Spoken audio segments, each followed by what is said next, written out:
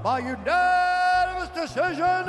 And new undisputed UFC middleweight champion of the world, Khamzat Chimaev.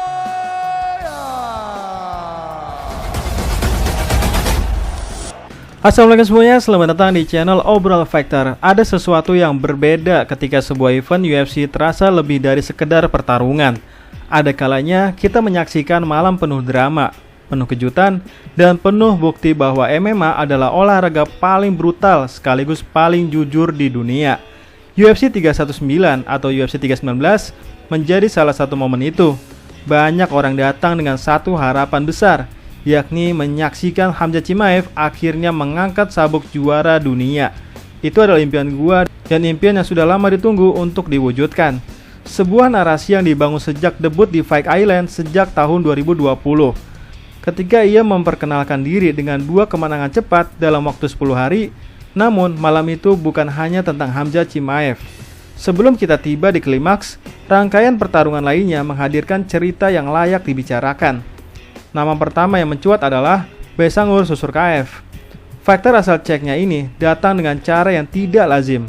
4 hari sebelum UFC 319, ia baru saja meraih kemenangan di Dana White's Contender Series, bahkan dengan cara spektakuler, yaitu KO di ronde pertama. Normalnya, seorang fighter yang baru lulus Dana White Contender Series akan diberi waktu panjang untuk adaptasi, kontrak resmi, persiapan fisik dan mental, tapi tidak untuk Susurkaev. Hanya 4 hari kemudian, ia sudah masuk ke dalam oktagon UFC yang sebenarnya. Banyak yang menganggap ini gila, tetapi justru dari situlah lahir sebuah fenomena baru. Susurkaev tampil tanpa rasa takut, dengan keyakinan seolah-olah oktagon sudah lama menjadi rumahnya. Ia bertarung cerdas, mengendalikan ritme, dan akhirnya menutup kemenangan lewat submisi di ronde kedua. Yang membuatnya istimewa bukan hanya hasil itu sendiri, tetapi ketenangan seorang pendatang baru. Ia membaca pergerakan lawan, menunggu timing, dan mengeksekusi dengan penuh presisi.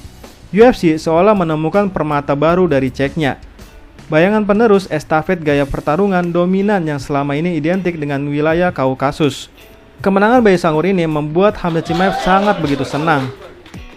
Pertarungan berikutnya mempertemukan Kei Asakura, ikon besar dari Rising, melawan tim Elliot. Asakura datang dengan reputasi sebagai bintang Jepang, penuh agresivitas striking, serta kepercayaan diri seorang superstar. Tapi oktagon tidak peduli siapa dirimu di luar sana. Di hadapannya, Elliot membawa pengalaman panjang sebagai veteran di UFC. Dari awal, Elliot langsung menyeret pertarungan ke ranah yang ia kuasai, memanfaatkan transisi dan scramble untuk membuat Asakura frustasi. Pada akhirnya, submission menjadi senjata penutup. Asakura kalah. Dan kekalahan ini menjadi bukti lagi bahwa UFC bukanlah tempat bagi mitos dari luar untuk bertahan hidup. Kamu bisa jadi raja di tempat lain, tapi di sini kamu harus membuktikan segalanya dari nol. Michael Venom Page kemudian mengambil alih spotlight. Gaya khasnya, footwork elastis, dan striking yang datang dari sudut aneh membuat banyak orang menunggu apakah ia bisa menembus level tertinggi, yaitu top 5 kelas middleweight. Lawannya kali ini adalah Jared Cannonier, adalah definisi lawan berat. Cannonier adalah tank berjalan, dengan power striking yang bisa menjatuhkan siapa saja. Pertarungan berjalan atraktif. MVP memamerkan variasi gerakan khasnya, membuat penonton bersorak. Sementara Cannonier tetap disiplin, maju dengan kekuatan. Hingga akhirnya, tidak ada penyelesaian cepat, di mana juri yang menentukan. Dan Venom Page keluar sebagai pemenang via decision. Meski bukan highlight real KO, tetap saja ini kemenangan penting yang membuktikan bahwa MVP bisa sabar dan efektif bahkan di bawah tekanan. Setelah itu, giliran Carlos Prates. Fighter dari Fighting Nerds, nama komunitasnya mungkin terdengar santai, tapi gaya bertarung Prates adalah kebalikannya, brutal dan klinis. Menghadapi Geoff Neal, seorang striker yang berbahaya dengan tangan kanan sekeras baja, Prates justru tampil tenang. Dalam ronde pertama, sebuah spinning back elbow mendarat sempurna. Geoff Neal langsung roboh dan arena pun meledak. KO cepat ini bukan hanya kemenangan, tapi juga tanda tangan khas Prates, yaitu ancaman nyata setiap detik sejak bel berbunyi. Ia bukan hanya bagian dari roster, ia adalah predator baru di divisi. Namun cerita besar lain malam itu datang dari Aaron Pico. Dari lama ia dikenal sebagai wajah masa depan MMA di Bellator, dengan latar belakang gulat kelas dunia dan hype besar. Tetapi UFC tidak memberi karpet merah. Pico langsung dipertemukan dengan seorang Lerone Murphy, prospek undefeated yang memang sedang diproyeksikan sebagai calon bintang featherweight. Pertarungan ini bahkan seperti uji nyali brutal dan hasilnya tragis bagi Pico. Ia kalah di ronde pertama dengan spinning back elbow yang keras. Pico yang datang dengan reputasi besar justru dipermalukan di debutnya. Bahkan bisa dibilang UFC sengaja menghancurkan semua fighter terhebat dari Bellator.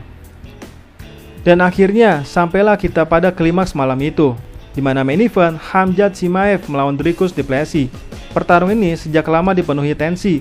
DDP dikenal sebagai fighter keras kepala, striker berbahaya dengan kardio monster. Tapi di sisi lain, Khamzat Chimaev datang dengan aura predator. Sebelum wasit memulai, tatapan Khamzat Chimaev sudah menusuk. Tubuhnya maju intimidatif, seolah ia ingin menelan DDP hidup-hidup. Atmosfer arena berubah menjadi tegang. Penonton tahu bahwa sesuatu yang besar akan terjadi. Dan benar saja, begitu ronde pertama dimulai, hanya butuh 8 detik saja bagi Khamzat Chimaev untuk melakukan takedown. Sejak itu, ia mendominasi penuh, di mana DDP tidak mampu keluar dari tekanan. 5 menit penuh, Chimaev menempel seperti perekat, mengontrol posisi, menghantam dengan ground and pound, sekaligus menguras energi lawannya. Tidak ada ruang bernapas. Dominasi ini bukan sekedar gulat, melainkan pesan. Ronde kedua, ketiga, dan keempat menjadi pengulangan. Setiap kali ronde dimulai, Khamzat langsung menembus jarak, melakukan takedown, dan kembali mengendalikan. Statistik pun berbicara, lebih dari 21 menit kontrol penuh selama 5 ronde, lebih dari 529 total strike yang ia lepaskan. Itu angka yang sangat gila.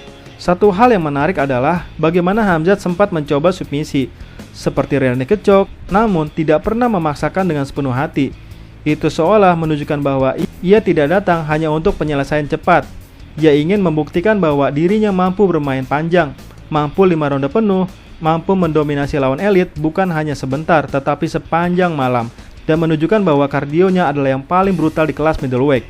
Dan sangat jelas itu buah kerjasamanya dengan Arman Tsarukyan di camp pelatihan. Ada kesabaran, ada disiplin, ada kontrol tempo yang sebelumnya jarang terlihat di dalam dirinya. Namun, ronde kelima menghadirkan drama yang membuat arena meledak. Untuk pertama kalinya dalam karir UFC-nya, Khamzat Chimaev terkena takedown, meski dari situasi sprawl. Tidak hanya itu, DDP bahkan sempat menguji submisi di detik-detik terakhir. Penonton berdiri, teriakan membahana, karena mereka menyaksikan sesuatu yang belum pernah terjadi sebelumnya. Seorang Khamzat Chimaev terlihat didominasi. Walau hanya sebentar, tapi waktu itu tidak cukup. Khamzat bertahan dengan tenang, tidak panik, dan akhirnya keluar dari situasi itu. DDP sudah telat. Ketika bel akhir berbunyi, semua orang tahu siapa pemenangnya. Statistik dominasi terlalu jelas. Dan ketika Bruce Buffer berteriak, "And you, UFC Champion of the World, Khamzat Chimaev," arena pun berguncang. Impian yang selama ini hanya bayangan akhirnya menjadi nyata. Khamzat Chimaev, si monster dari Ceknya, kini resmi menjadi juara dunia UFC. Yang mengejutkan justru datang setelah itu. Selama ini, banyak yang mengenal Khamzat sebagai sosok garang, penuh intimidasi, tidak pernah memberikan respek pada lawannya. Tapi malam itu, ia tampil berbeda. Saat diwawancari Joe Rogan, Khamzat berkata, "Dricus du Plessis adalah manusia yang sangat kuat. Ia adalah singa sungguhan dari Afrika.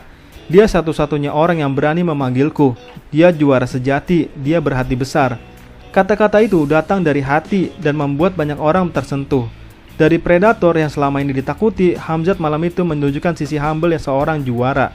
Bahkan di konferensi pers pasca pertarungan, ia meminta maaf kepada Dana White. "Saya minta maaf karena tidak bisa menyelesaikan pertarungan. Saya ingin memberi yang terbaik, tapi malam ini saya hanya bisa memberikan dominasi." Ini adalah pengakuan jujur bahwa bagi Khamzat, sabuk juara tidak membuatnya puas. Ia ingin lebih, ia ingin membuktikan lebih, ia ingin selalu melampaui ekspektasi. Pada akhirnya, UFC 319 menjadi malam di mana banyak cerita lahir. Fenomena Bae Sanggul Susurkaev sebagai wajah baru, Kai Asakura yang tumbang, MVP yang membuktikan diri, Carlos Prates yang sadis, Aaron Pico yang runtuh, hingga klimaks Khamzat Chimaev menjadi seorang juara UFC. Dunia kini punya raja baru, dan nama itu adalah Khamzat Chimaev. Nah, apa perasaan teman-teman ketika Hamzah Chimaev menjadi juara? Silahkan tulis di kolom komentar ya. Sekian dan terima kasih.